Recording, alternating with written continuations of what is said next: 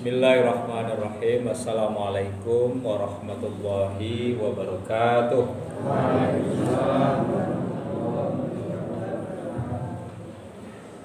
Alhamdulillahilladzi hadana li hadza wa ma kunna linahtadiya laula an hadanallah. Asyhadu an la ilaha illallah wahdahu la syarikalah wa asyhadu anna Muhammadan abduhu wa rasuluh la nabiyya ba'dah. Pada malam ini kita akan membahas sebuah tema yaitu 3 sifat yang merusak kepribadian ya. Jadi ada 3 sifat yang memiliki potensi besar untuk merusak kepribadian kita ya. Jadi kita menginginkan bahwa diri kita ini adalah pribadi yang baik. Kita menginginkan kepribadian itu ada pada diri kita. Namun kepribadian yang baik ya itu bisa rusak atau bisa menjadi tidak berguna pada akhirnya ketika orang dihinggapi oleh sifat ini. Nah, mungkin ibu-ibu, bapak-bapak semua bertanya-tanya, apa ini 3 sifat yang bisa merusak kepribadian kita ini?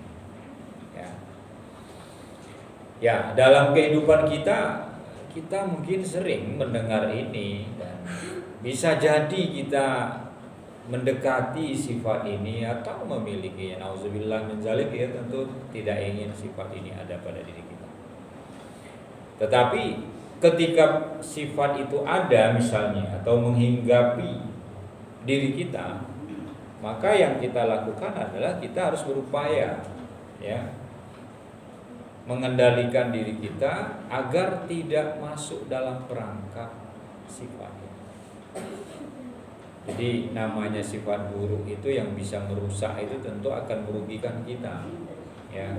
Ketika misalnya tubuh kita rusak oleh penyakit gitu kan, kita tidak ingin digrogoti tubuh kita oleh penyakit.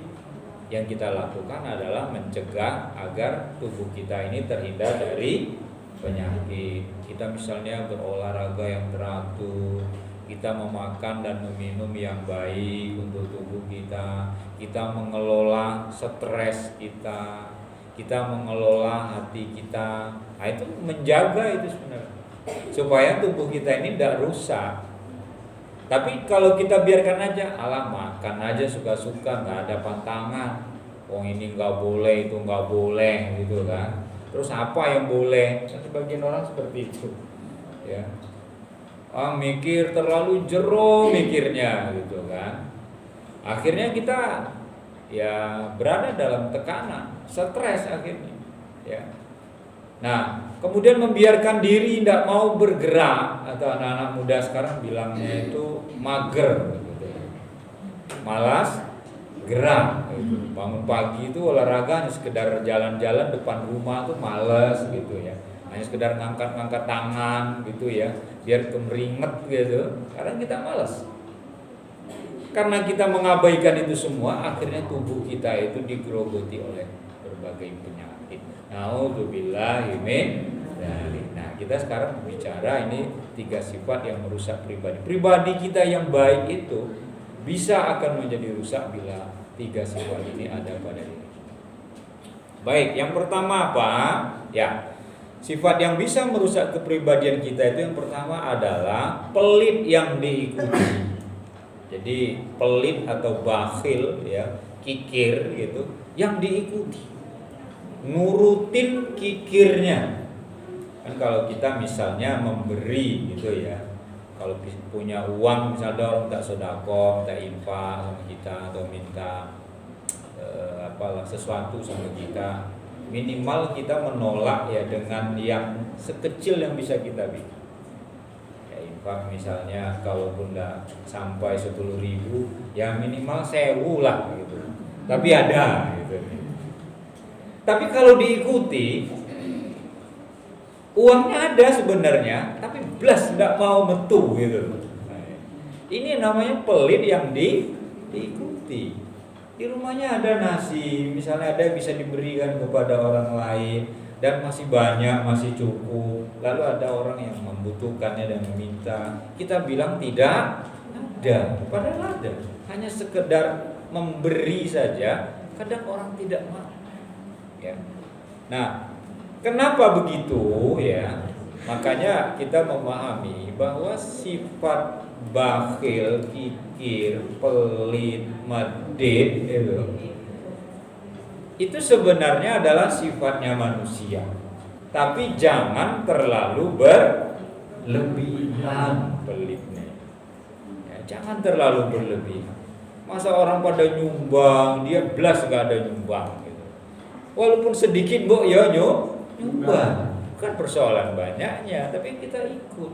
Nah, ini namanya sifat atau sifat pelit yang terlalu diikuti. Nah, karena itulah Allah mengingatkan kita dalam surat Ali Imran ayat 180,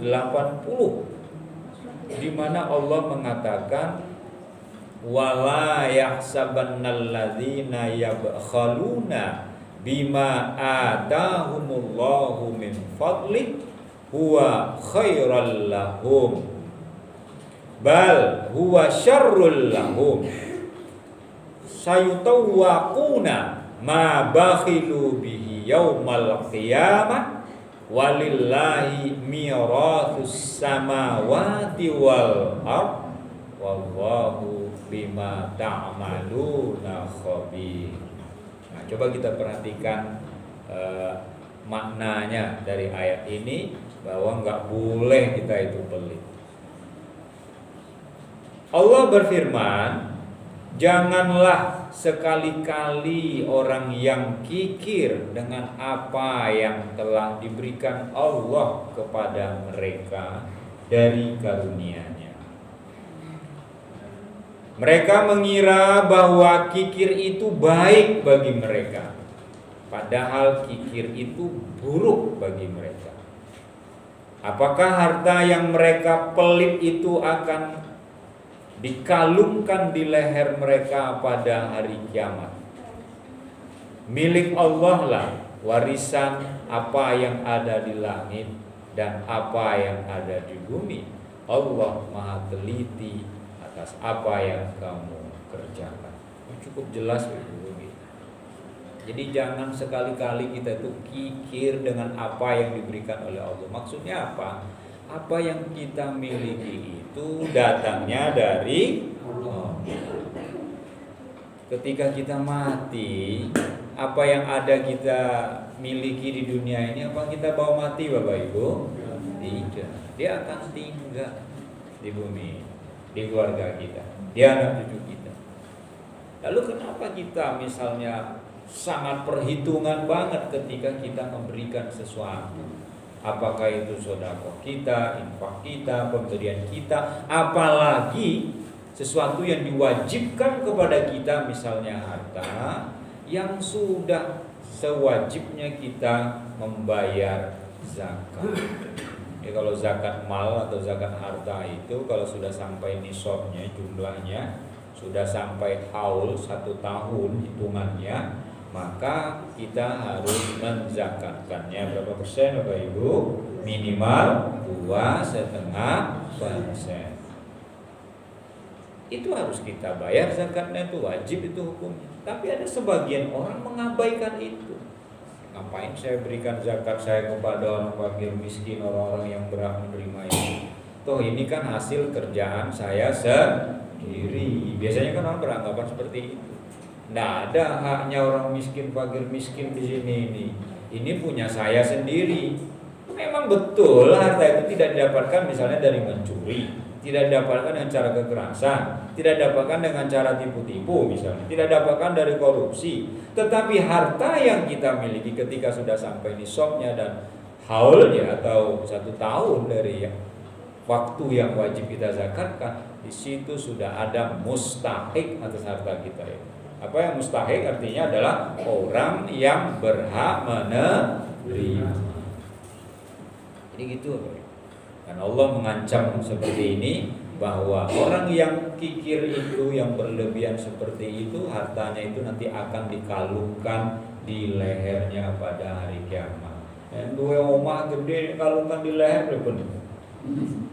Punya mobil yang dikalungkan di leher repun. Punya emas berkilo-kilo dikalungkan di leher repun. Oke. Jadi kita bisa bayangkan bahwa harta itu artinya nanti akan memberatkan kita itu, sehingga dikalungkan di leher kita.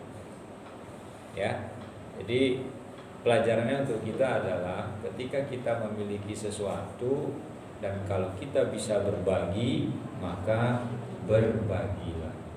Kalau kita nggak bisa banyak, ya sedang. Kalau nggak bisa sedang, ya sedikit. Tapi jangan sekali-kali sama sekali tidak ada. Itu Bapak, itu pelajaran. Dan ini adalah salah satu sifat yang merusak kepribadian. Kenapa? Pribadi orang rusak gara-gara orang pelit. Misalnya, wah ini ada sumbangan nih Agustusan kayak kita kemarin. Setelah rumah ini, rumah sebelahnya, Pak, Bu, orangnya ada di rumah enggak? Lalu tempat Bapak Ibu bertanya, oh rumah kono, saya wetan, ojo, paling kue rabah kalian opo. Loh kok bisa? Itu terkenal itu. Terkenal apa? PLT. Pelit. Artinya ini apa Bapak Ibu? Pribadinya sudah dikenal, sudah diketahui oleh orang, itu yang merusak. Lalu yang minta sumbangan panitia kampung kita biasanya, oh kira-kira nggak berhasil ya Bu? Enggak ya, nek wani ya monggo coba wae, paling ya orang dikasih popok. Betul Bapak Ibu. Pribadinya sudah rusak. Orang nganggap nggak usah ke sana Mas, mending sampean rumah yang sebelahnya aja. Insyaallah itu ngasih. Itu sudah terkenal itu sak keluarga nggih sami. Pribadi yang dirusak oleh karena apa? Biasanya kita kalau hidup bertetangga itu biasanya menandai. Nah, ini uangnya PLT, ini uang ini murahan, ini orangnya pemurah, ini suka nolong, ini enggak, ini sombong, ini orang, ini sombong tapi pakai sombong sekali, bukan 2 kali ya Ibu ya, sombong sekali, kita tahu kok itu. Dan sifat-sifat seperti itu sifat yang merusak itu. Makanya kita jangan sampai seperti itu. Nanti orang bahkan mengecap kita, ya, bahwa kalau kita punya sifat seperti itu, minta sumbangan, berani po di rumah si anu, kayak Pak, korun kayak gitu. Orang ngecap Bapak Ibu. Korun loh, korun itu apa Pak? Gitu kan. Nih dia nggak tahu gitu loh. Sampai nggak ngerti korun gitu kan. Korun itu adalah saudara sepupunya Nabi Musa, saking pelitnya nggak mau berbagi, rumahnya ditenggelamkan oleh Allah ke dalam tanah, ke dalam perut bumi. Jadi mulai sekarang kalau kita berbagilah Bapak Ibu sesuai dengan keikhlasan dan kemampuan kita. Jangan sama sekali kita itu tidak mau berbagi, tidak mau menolong dengan harta. Apalagi kalau kita memang wajib untuk membaginya atau memberikannya seperti zakat harta yang kita miliki. Yang kedua yaitu hawa nafsu yang tak terkendali. Nah, itu merusak kepribadian. Punya hawa nafsu tapi tidak terkendali, alias diumbar. Gitu. Bapak Ibu, nafsu, hawa nafsu yang Allah berikan pada kita itu tidak untuk dihilangkan dari tubuh kita ini, dari diri kita ini. Karena memang kita manusia itu bedanya dengan malaikat di situ. Malaikat tidak punya hawa nafsu. Kalau manusia itu ada. Nah, lalu pripun Pak? Kalau itu hawa nafsu pada diri kita, bukan dihilangkan, tapi dikendalikan. Jadi punya hawa nafsu itu tidak apa-apa Pak, itu normal Bu. Oke, saya yakin Bapak Ibu semua sudah tahu. Kalau kita sudah nggak punya nafsu untuk makan, mati kita. Karena makan itu adalah untuk hidup, untuk kita bisa hidup. Kalau kita nggak makan ya kita nggak bisa. Oh, kita bukan malaikat sih. Kita butuh makan. Kalau beberapa hari kita nggak minum ya, wah itu kita bisa mati. maka kita harus makan dan minum, ya. Wajib itu hukumnya untuk kita makan dan minum, ya. Tetapi yang perlu diingat bahwa hawa nafsu itu harus dikendalikan. Makan boleh, tapi jangan segala-gala dimakan. Begitu juga nafsu syahwat, itu tidak untuk dihilangkan. Ya, nafsu syahwat itu boleh ada pada diri kita. Kalau kita laki-laki yang belum beristri lalu tertarik pada perempuan, itu normal. Sing ora normal, laki-laki tertarik sama pria. Nah, itu baru enggak normal. Wanita tertarik pada perempuan secara seksual, itu baru tidak normal. Nah, lalu bagaimana cara untuk mengesahkan syahwat itu? Allah memberikan caranya dengan nikah. Fankihu ma qabalakum minan nisa. Nikahilah oleh kamu perempuan yang baik. Itu nikah. Jangan kayak kumpul wedus, kumpul kebo istilahnya, kumpul munyuk gitu. Karena manusia itu nggak kebo, nggak munyuk, nggak wedus. Kalau kita senang ingin berkumpul dengan pasangan kita, ada cara mengesahkannya. Kalau kita orang Islam ya pergi ke daftar di sana. Persoalan hijab boleh di rumah loh Pak. Gitu. Boleh di rumah. Jadi kalau di KUA juga boleh. Terus sekarang itu nikah itu di Indonesia itu di kantor tuh 0 biaya loh Bapak Ibu. Gitu? Gratis loh nikah di KUA itu, tidak bayar. Masa orang tidak mau nikah itu padahal nggak bayar, kecuali ibu bapak mengundang penghulu datang ke rumah petugas, nah itu baru bayar. Tapi kalau nggak ingin bayar 0 rupiah itu di KUA. Itu caranya, dipermudah kalau negara kita ini. Ya. Tapi kadang-kadang orang membiarkan hawa nafsunya itu hanya karena alasan malas ngurus-ngurus nikah, ngopo dada aku senang sama dia ya senang aja di kebo aja. Nauzubillahi min dzalik. Nah, karena itulah nafsu yang diikutkan itu bisa menjerumuskan manusia ke lembah dosa dan penyakit. Saya berikan contoh. Orang-orang yang enggak mau menikah, ketika mereka melakukan hubungan suami istri dengan bukan pasangan yang sah dan berganti-ganti pasangan, mereka akan mendapatkan balasan yang sangat berat atas perbuatan mereka itu, selain dosa Bapak Ibu ya, yaitu penyakit kelamin. Penyakit kelamin itu apalagi yang namanya itu AIDS atau HIV, nama virusnya itu hingga saat ini belum ditemukan obatnya. Dan kalau sudah kena penyakit AIDS, sudah tinggal tunggu waktu beberapa waktu saja dan tidak lama. Nafsu kendalikan. Dan Islam memberikan cara yang paling baik untuk mengendalikan hawa nafsu itu. Baik nafsu syahwat maupun nafsu untuk makan, maupun nafsu untuk menciptakan keburukan orang dan segala macamnya itu. Apa Ibu? Yang paling baik untuk obatnya itu apa? Puasa. Puasa aja obatnya. Ya. Jadi kalau kita ingin takut, kita ibu-ibu biasanya takut lemu gitu kan? Puasa Bu. Bapak-bapak takut lemu, puasa. Karena itu membakar kalori-kalori dalam tubuh kita dan kita lebih menjadi sehat. Kalau enggak puasa Daud ya, karena puasa Daud sehari puasa, sehari berbuka gitu. Puasa Senin Kemis saja. Itu udah bagus itu, udah sunnah.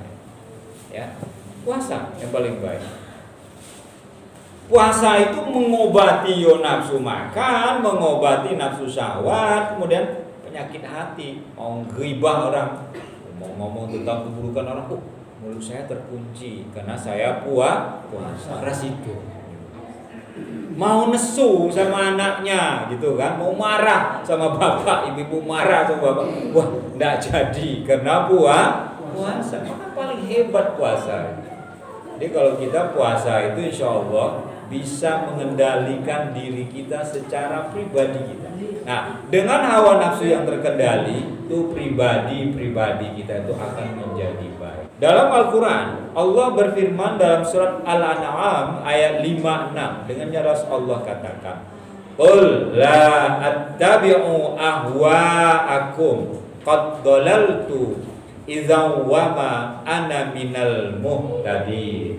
Nah, ini Allah mengingatkan dengan sangat indah kepada kita. Katakanlah, aku tidak akan mengikuti hawa nafsumu. Sungguh tersesatlah aku jika berbuat demikian, dan tidak pula aku termasuk orang-orang yang mendapat petunjuk. Jadi kalau orang-orang yang mengikuti hawa nafsu itu orang yang nggak dapat petunjuk sudah. Dan kalau orang-orang yang mengikuti hawa nafsu itu adalah orang-orang yang tersesat berdasarkan ayat. Kalau hidup kita kalau sudah tersesat itu sudah, itu kita yang namanya tersesat ya, kita di jalan nggak tahu arah, bagaimana kita mau sampai tujuan hidup. Begitu juga dalam hidup kita di dunia ini. Ketika kita sudah tersesat, gelap hidup kita ini, maka kita akhirnya terjerumus ke lembah dosa dan terjerumus ke lembah kebinasaan. Nauzubillahi min. Jadi mulai sekarang hawa nafsu itu jangan ditiru, diikutin saja, tidak, tapi kendalikan dengan baik. Lalu yang ketiga, tiga sifat yang merusak kepribadian kita itu adalah ujub. Ujub, ya. Ujub ini apa? Suka membanggakan diri. Nah, ini membanggakan diri. Oh, masjid itu bisa jadi seperti itu saya yang membangun gitu. Jalan di kampung itu kalau saya tidak turun tangan rata gitu. Ya. Di kampung ini kalau tidak saya yang cawe-cawe, jadi ikutan politik jadi bahasanya. Kalau kita nggak ikut membantu saya, nggak jadi ini. Jadi seakan-akan dia membanggakan dirinya kepada orang lain. Itu namanya apa? Ujub. Ya.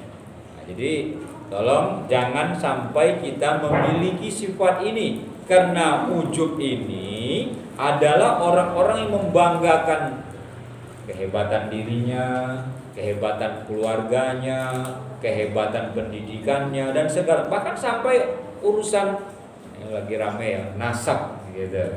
Sekarang kan lagi rame nasab Ba'alawi bisa. Enggak perlu. Saya ditanya oleh mahasiswa banyak kali, Pak Taufik gimana ini? Ada orang yang ngaku cucu Nabi terus kita hormati, tapi kelakuannya kayak gitu. Saya jawab sederhana, Pak. Enggak perlu harus cucu Nabi. Kalau ada di antara kita orang itu baik, wajib kita hormati. Iya betul Bapak? Ya. Kalau seandainya dia dekat dengan Nabi, tapi kalau dia buruk, ngapain kita hormati?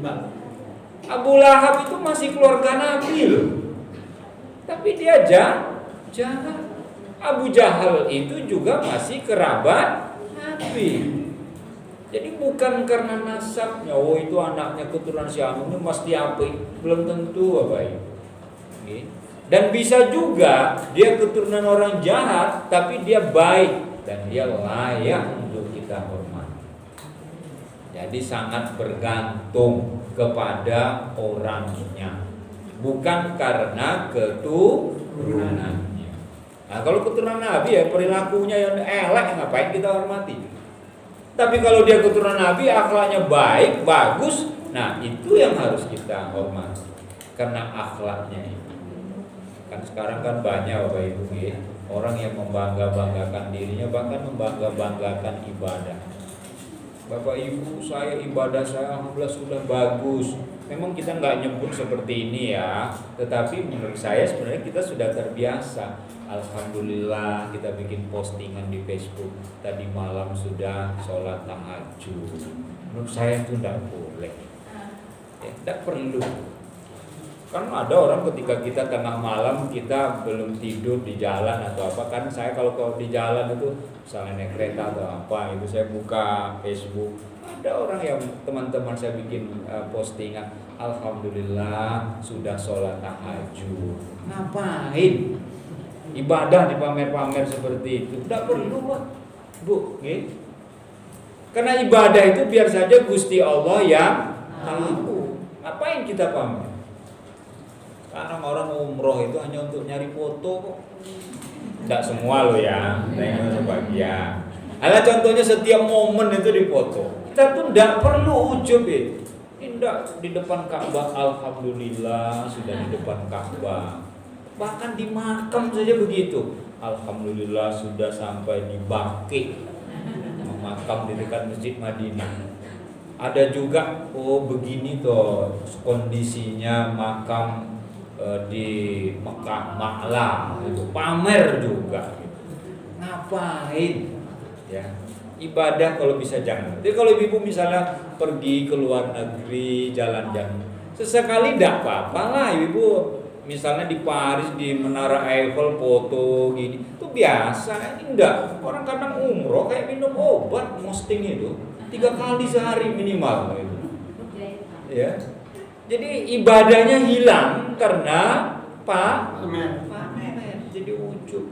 Makanya kurangi itu sifat ujub itu dalam diri kita. Karena sifat ujub membanggakan diri itu adalah sifat iblis. Apa contohnya iblis mengatakan dirinya bagus? Dia tidak mau sujud kepada Adam. Kenapa? Karena Adam diciptakan dari tanah, sementara dia diciptakan dari api yang menyala-nyala. Bisa bayangkan api itu kalau menyala kan ke atas tuh Bapak Ibu nggih. Tanah itu di atas apa di bawah? Di bawah. Dari situ aja udah lihat itu. Sombong dia. Dan karena kesombongannya itulah iblis itu tadinya dia adalah hamba Allah yang taat loh Bapak Ibu. Taat sekali. Tapi dia ketika Allah menciptakan Adam yang dari tanah, dia mulai takabur, dia mulai ujub, dia mulai sombong karena dia merasa dirinya lebih hebat, lebih mulia daripada Adam. Ya.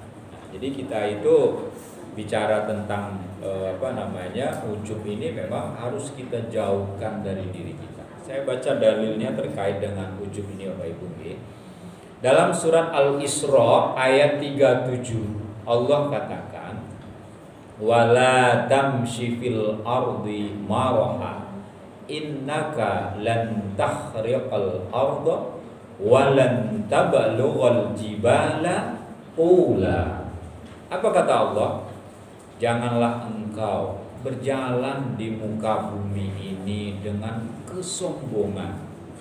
Karena sesungguhnya engkau tidak akan dapat menembus bumi dan tidak akan mampu menjulang setinggi Tuhan.